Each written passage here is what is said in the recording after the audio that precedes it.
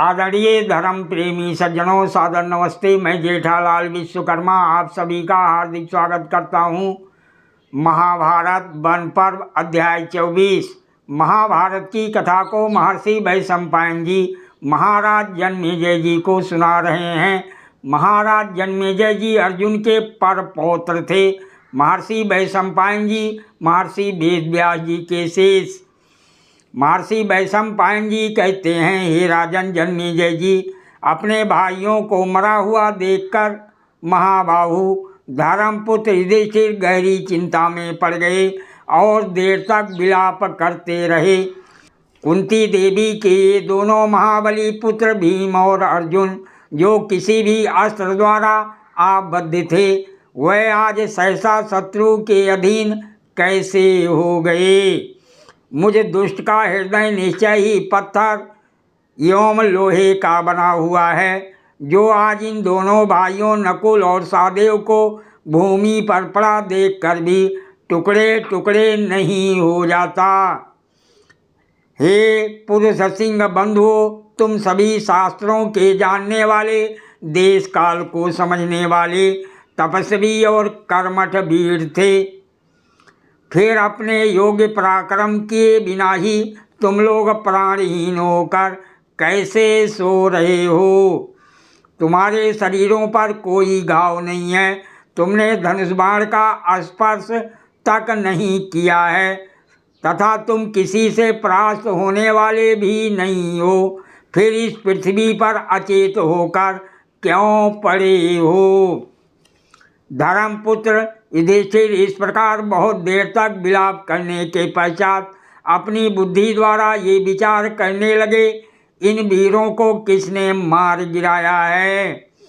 मेरे इन पुरुष रतन भाइयों में से प्रत्येक के शरीर में बल का अगाध सागर लहराता था। आयु पूर्ण होने पर सबका अंत कर देने वाले यमराज के सिवाय दूसरा कौन इनसे भिड़ सकता था।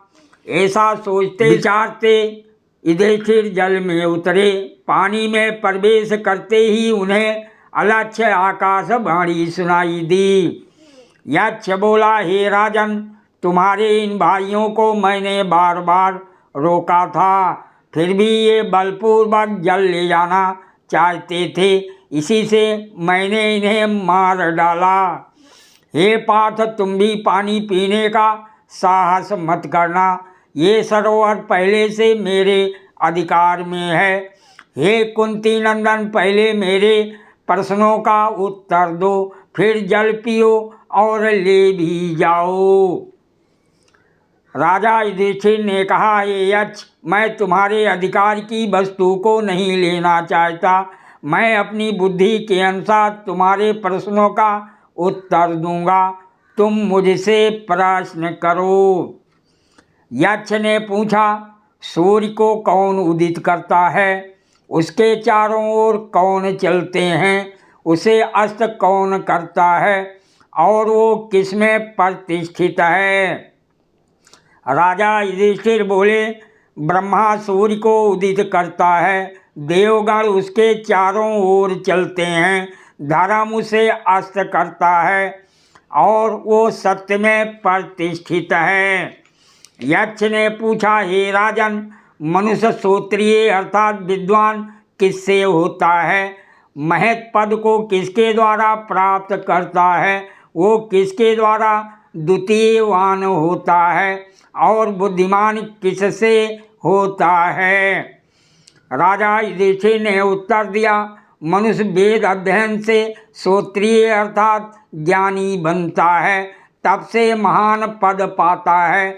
हे यक्ष, धैर्य से मनुष्य दूसरे साथी से युक्त होता है और वृद्ध पुरुषों की सेवा से बुद्धिमान होता है।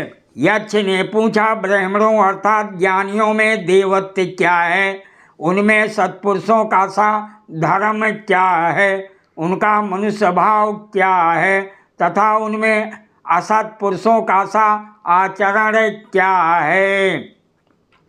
राजा युधिष्ठिर बोले, वेदों का स्वाध्याय ही ब्राह्मणों अर्थात ज्ञानियों में देवत्व है, तब सत्पुरुषों का सा धर्म है, मरना मनुष्य भाव है, और निंदा करना असत पुरुषों का सा आचरण है। सादर प्रणाम। जय श्री कृष्ण।